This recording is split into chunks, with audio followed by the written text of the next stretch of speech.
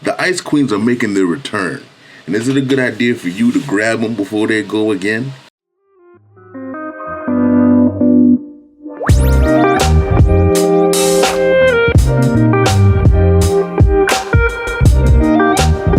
What's going on, YouTube? Ledger here once again.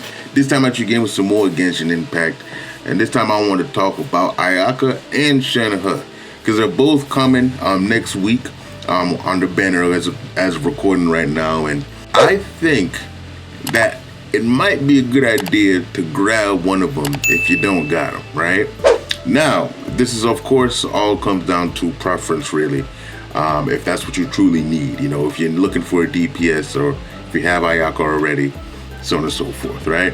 But let me get into that actually, because recently, I believe it's actually been 9 months since I made this video where I talked about Cryo and got Ayaka specifically, and how I thought it was going to have basically take a backseat in Sumeru. And I was kind of right. When I made that video, because of what it just seemed like, the different things that Mahoy wanted to highlight when it came to Sumeru and Dendro and all those things. But now,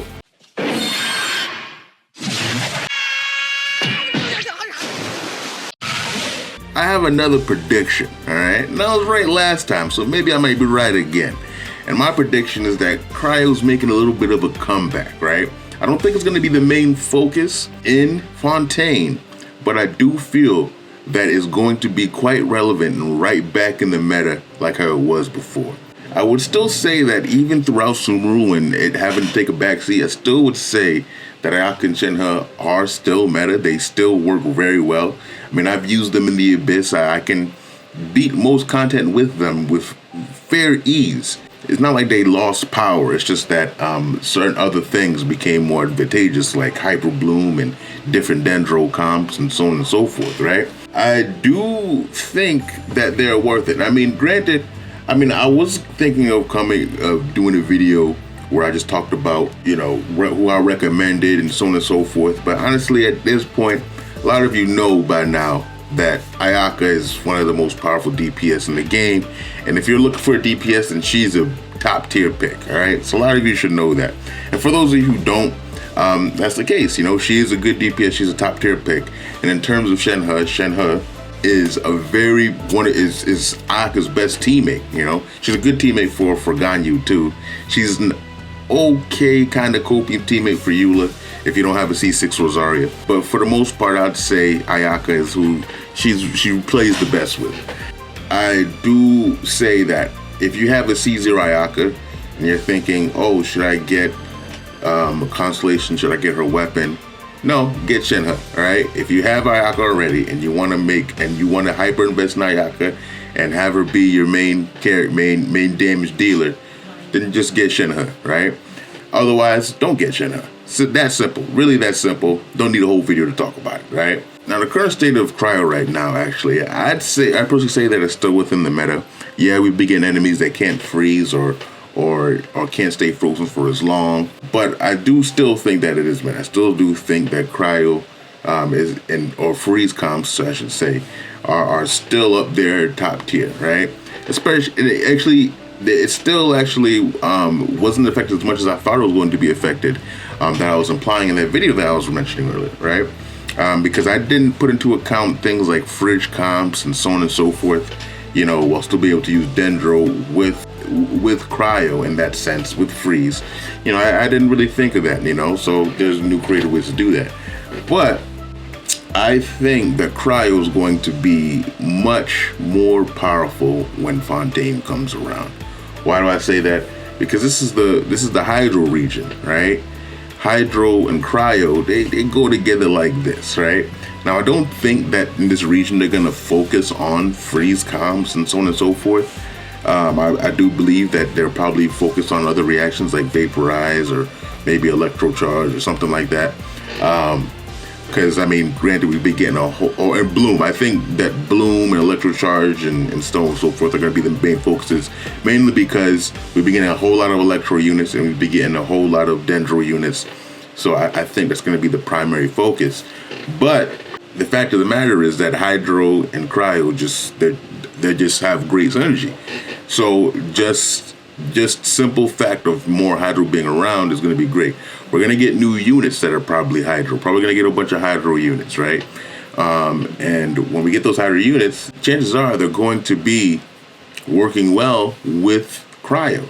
So maybe Ayaka is going to be able to getting better teams, you know? Or maybe we might get better Cryo units to work with these new Hydro units, you know? And Shenhe will still be just as relevant in those teams. We're going to be in a water region, so like the exploration part of it is going to be great too, because with Ayaka, she works well with the ice bridge. I'm sure they're going to give us different things to be able to traverse the water without Ayaka, so I'm not saying that you should get her because of exploration, of course.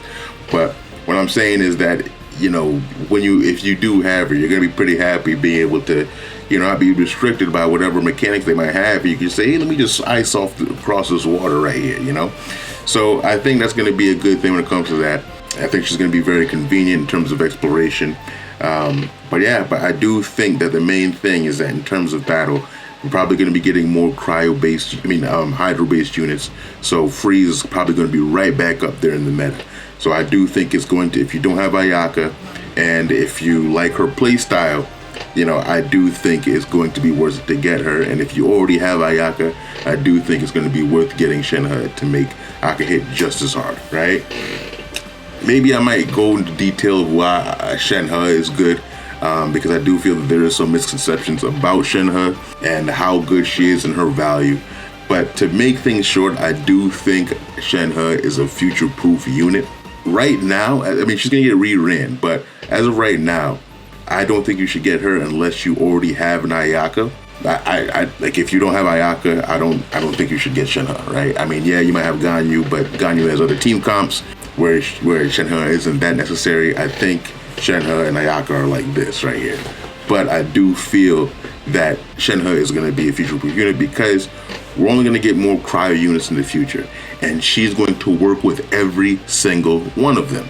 And that's the thing when it comes to that. She's buffing all Cryo units. There isn't a Cryo unit that doesn't benefit from Shenhe in some way, shape, or form.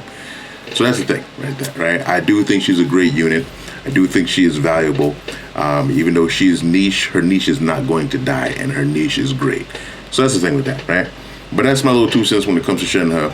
I do think that when taking into account Fontaine coming, I do think that these two girls right here are going to be a great investment. All right.